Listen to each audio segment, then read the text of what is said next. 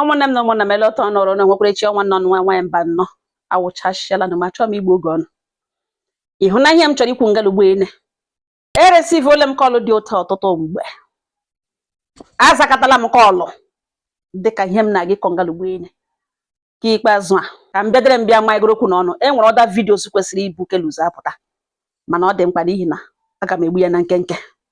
Anụ m otu nwanne ya nwa akpọ m na fon si nwaanyị mba nọ m za ya sị enwere nwata nwa okorobịa na ya matara na November last year na ọ na-enyekwana ya ego na ọ na-enye ya nyere ya aka n'ụdị ya chọrọ ya na ya abụọ marakwa na-akpakarịta ke nwoke agwa ya na ya laikiri ya ruo n'ọlụlụ ya ga-alaiki ịlụ ya ruo ka o ruru ọ bịa gbanwee ya echi lụta ihe dị iche abịa dịwa ọ dịghịzi ihe clear n'anya. Ihe ọzọ ka nwoke bidoreziri wee gwa ya na ka ya abụọ mee vidio kwakarịkwa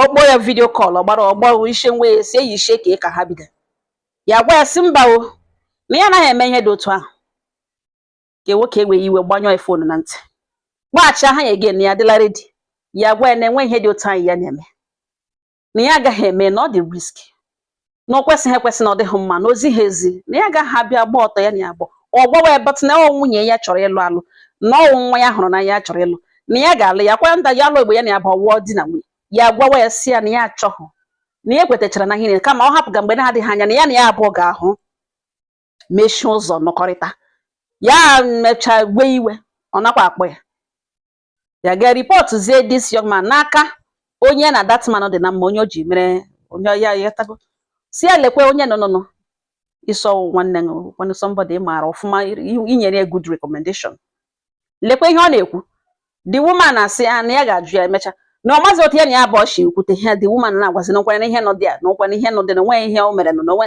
ya na-asị ya na ya nwa awụ lụbeghị di na ọwụhụ di yet na ya agaghị emeli ihe dị otu a na kemgbe ahụ ọ nakwa ha akpọ ya ka nwoke na-ewe iwe kpọ ya ihe ọ na-ekwuziwo na ya akpọgazikpe ya ga na-eweziwo na-asịzi nwaanyị mba nnọ na mbiko na this guy dịgidere nice rute mgbe ihe n'ugbo bidoro bịa wee ọka na ihe n'ugbo owu the only problem na ya na ya abụọ nọrọ ya eme travel ọ na-agọ gara gwa ele kọlọpantị uyi ihe niile na ọ na-asụ ya n'ọnụ ihe gbasara kwakịrịkwa sị m na ole ihe ya na ya dị confused n'ọsọ mgbe ọ sị na ọ ga-alụ ya mana ihe na ọ na-eme mmụọ ya nabata ya achọghị ime na ya amaghị otu esi ga-esi were ha kpọrọ ha okwu ka ọ wụnụ n'ele otu m siri hụta ya na ọ dị kwesịrị ekwesị.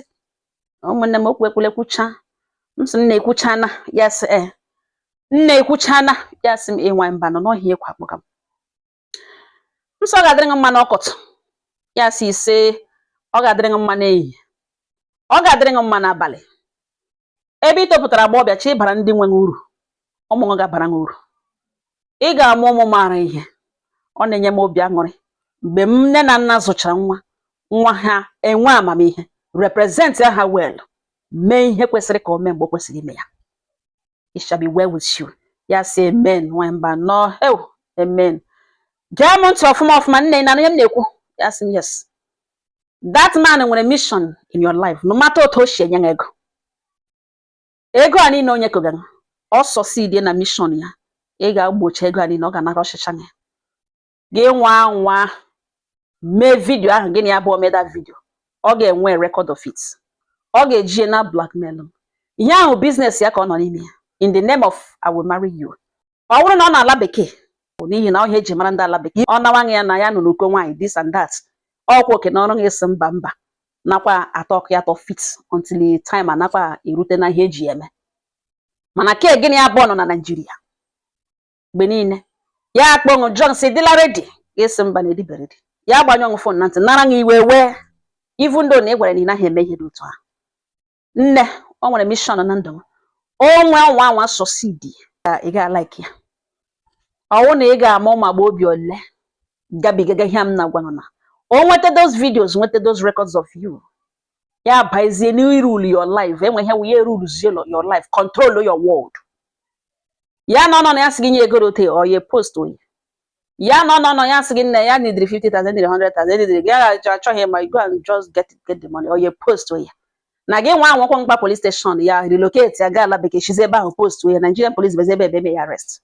ya ga-tarnish ya destroy your life gị lọ dị alọ ma ọkwa na ọ ga-ekwe o nwere ike ịnọrọ eme ihe asị na ya chọrọ ihe lebe na ya chọrọ ihe ibi ebere oke ya ata anụ hapụga nso ngwa gị la ọ ga-eme mme aka sang oyi useless am gị chọrọ ịlụ di ya sị na ya onye ahụ chọrọ ịlụ ya chọrọ ya ga alụbekwala ya dị better with you gị pụta ha kwa ọ gị ga-eme post oyibo gị lụọ alọ ya sị ngwa gị lụọ nakwa ịlọla di ya sị na every month gị weta ego lerute oye post ihe niile wuzi gị mee ya oye post stay away from such person ị ga-agbarịrị ya egwu ebe ọ kọrịa egwu ị ga-agbarịrị egwu si onwe mission enweghị dị ka marriage ihe ahụ ọ chọrọ bịa ihe ọ chọrọ bịa ọgọdụ na onye na 100 million ọ succeed those 100 million ị ga-erite ọnụ ha nye a wee ego eji atọ ngata nwoke hụrụ nụ n'anya laikere ṅụ ruo na ọ chọrọ ịlụ ṅụ agaghị ekwedo ka gị na ya bụ ọgọdụ na ọ na-eme ya onwe anọda gị all those girls ka ọ ga na-anara nwa dosti mana ka ahụ ọ chọrọ ịlụ ọ gaghị anwa ya nwa si gị gba ọtọ n'ihi gịnị ị nwere ike ịgba ọtọ ahụ ka ị hapụ ime mistake hapụ ga the record or something na phone ṅụọ ya esi n'aka ihe anwa ọ chọrọ ịlụ ọ ga-eme ka mistake ọ gaghị anwa ya nwa ihe initiate godo dapa asị mba biko ihe anwa ọ chọrọ ịlụ and ụnụ na Nigeria ego agụrụ ọgụ ya mee invite gị bịa ọ ya bịa nọ ọ gaghị enwe ihe o ji video chat eme ndị ọzọ nwere ike ime ya di na nwunye anụhụ na Nigeria wikekwe di ya na ọrụ rig o dependere ebe location di ya rụga ọ di ya na ala bekee kpee nwunye ka ha meghere ote that woman a ga-eche ya eche ya eme ya n'ihi gịnị onwe ihe di ya ga-eme ya n'ọnọdụ onwe ihe o ji those things eme ọnwa anwa post enwe ka o gburu o post integrity ya ka o gburu ọ bụrụ na amụọ na ha ụmụaka ụmụ ya will grow to question him asịgodo na ọlụgazighị demand ya na ya bụ agbasala that woman still remains the mother of his children enwekwa ihe ga-emekwe n'elu ụwa ka o post to such things ma ọ ji ọ ga-ejide for his own personal use delete ya at will mana ọ gaghị eji ebe na ọ na-blackmail ọ jechi imechi ike no ihe gị ya na nwunye ya mere ọ gaghị post n'ihi gịnị ọ nwunye mana onwe mission agaghị akọ akụkọ marriage mana ma ọ nwebe mission o nwere ike na-akọ akụkọ marriage ka o nwee ike megide mee mission ya ahụ achieve ịnụ nga ya nwa agbọghọbịa somebody na-alụbeghị ọkwụbụ ụgwọ isi ihe ọ nọ na-arụ video chat ihe ọ na-arụ egberi na-ekwakịrịkwa idobe kamera gị gbara oto were ama ndụgba eweghị oghe kpoghewe kpoko ya na-ada ka mgbere nwigiri gị were onwe mkpoghere onye gị na-emega ihe alụbeghị mgbe unu megidere ikekwe ya iwe ya ma ọ bịa enwe na-ese ị gaghị ama na o ji these records ọ ga-epịa na akakpo ọ ga-emere ya ebere n'ihi na enwezi ihe o nwere tụlu onwe ihe o jizi eme ikekwe imuvụla ọnọ ịlọọla di ịlụzighị ya ọ ya na-ebute nye m ego olere ote on post ọ ya na-ebute you use me I won't let you dump me ị ga-eweta ego olere ote on post anaghị agadala ugbu a na-agada profile na-edenwe ya na-agada different mgbe a ga-epost ya epost dị n'ihe ị na-arụ on different occasions because ọ ga-adị enough ma ọ na ime nwene ya ugbu a now jishike ga-achọ look for a way and control the damage ịnọ ngala enyi nwoke na ga-eme ya si dewe kamera ka unu mere ọ nwoke epost gị ya ogbochikweghị ịlụ onye ọ chọrọ ịlụ echi ogbochi even nwaanyị ahụ nọ na ọ chọrọ ịlụ the next woman lee ị ga-enwerịrị nwaanyị ga-asịcha ikewa anụ m na-eri ihu ya bido gbawa shịrịshịrị wee nwee tọọ ya ọkwa somebody nude ya nọ n'intanet ọ nwoke ka ọ God made them like that they are mini gods enweghị ihe ụdịrị ihe a enwe ike ịchụpụ nwoke n'ime ụlọ ọ nwaanyị ka o kwesịrị ịchụpụ nwaanyị n'ime ụlọ n'ihi na nwoke wụ crown nwaanyị nwe limit na ihe mega na ịsọ lọv amam ihe gịnị ya bụ ọlụga mana metụwara onwe gị ebere nwa agbọbịa nọ ngana emegidewe kamera dewere gị ji achịcha ị ga-aji achịcha ahụ ụtụmụtụ na ụmụrụ ahụ kpụkpụmi ahụ ihe niile ya ya gbaja gị were aka gị eme gị onye na-awụhụ dịṅọ ndị Igbo sị ahụ shi ogu ahụ ọra eji ahụrụ ahụ mgbe ị jakọtara nwa gị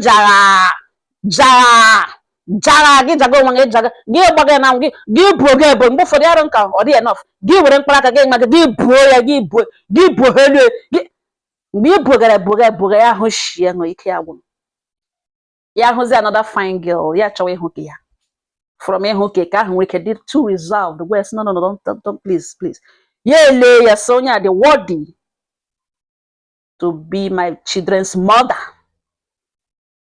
Ya draw her onwe, so who knows how many other young men they na kpungi bora. Ya they afraid. Ya hi na emere ya. Mo ya gwa, so who knows? Ụmụ nwaanyị ugbu a na trust ha. Na enwere another young man imegre somewhere. Na we kpungi ole nọ n'internet. Mmadụ ole ji na phone. N'ihi na wo dingo. He's welcome to doubt you. He's welcome to, feel like lose the trust. All the way ka wo dingo. nye gị na eme gị wee no matter the years, no matter the love. Ọwụhụ ding. Once you mere trade there in that part, nne ịlụ gara ahụ. Otu ụbọchị ọsọ dị. Mmụọ ya nwere ike wee sị, ihe ụna nwa ga-emere m ihe. Another young guy gbatakwa wing off ma nyetekwa ya ego. Who knows? Ka mụ na ya hapụ ibiri echi na ya ihe nwunye ma ọ gba na. Mana that particular one, ọ ga-initiate that plan because ka ya ka ha si ya. Mana another young girl, ya kpe si nne ka nwere ka ha si please. Meaning what? No, don't do that. Yele. Mmụọ ya wes kerekwa ka azụrụ ya azụ. Who knows? Ya try ha ka ha si before you mara obi ya gawa ebe ahụ ya dị serious. Go ajaire na ugbo ajaire ja. Eju ele nne ngakpakọrọra m ya wụrụzie ke ọkwụm ilu nọ n'isi. Ke kpere ya ọrụ kpe source of income. Atọ na ọṅụ nara ng loyalty ngdewere nwa. Ọ wee nụrụ ehi ụra kpe ebe ahụpere anyị nwa idea na enwerote gị na nwoke ọzọ nata ya ego nata ya chọkwa m na nata. Ana akọtọrọ ntụ rule your word. Ọ gị jira ka nwa. Kpachapụ anya nọ. Enweghị ụmụ nwoke luzu mgbe ụfọdụ ha na-ebuzo agba ụtọ. Na babe beti ya yi isiala nọ. Babe beti ya ihe nọ na ọrụ ya dị n'ihe a na ọrụ ya ụgwọ ọtọkọ ya oso. Hello, atụpụrala ya ọnụ. Ya mini god atụpụkwa anwapụla atụpụrụ ya ọnụ. Ụtọ ahụ gba post n'ịntanetị ụmụ ya achụ oso. Mata ụtọ sọrọ ya rụrụ. Enwe onye ga-ahụ ya sị ma wish ga-ewere the picture sef lakpụrụ dewere okpuru pilo nọ ga na-ewugharị ya ezuzu. Go on, can go no matter how beautiful. In fact, when one can that they comfortable. But hapro wanganya. But hapro in here video call on up walo. Ke awu habo. Ana ma kpumbiri no neso. Open wine na akpo na wine pan here we kisere ne. Chukwu na na emekwa na emechakwa na ebere. Ndị kpoga mo nwo beke mara n'onya. Ha kpoga because of walo okwu. Ụfọdụ shala bekee ndị ke nwoke shala. Nna ucha eti kwelishi. E nwakwala nwata ishi. Kpachapụrụ onwe anya. Ihe ọbụla ị na-eme kwazie onwe gị n'ihi na gị mma n'ọnya wee victim of blackmail ka ị ga-ama na Bolinga awụghị ebe obibi. Otu a ka ọ dị. Chineke duwere m ọnụ. Amen.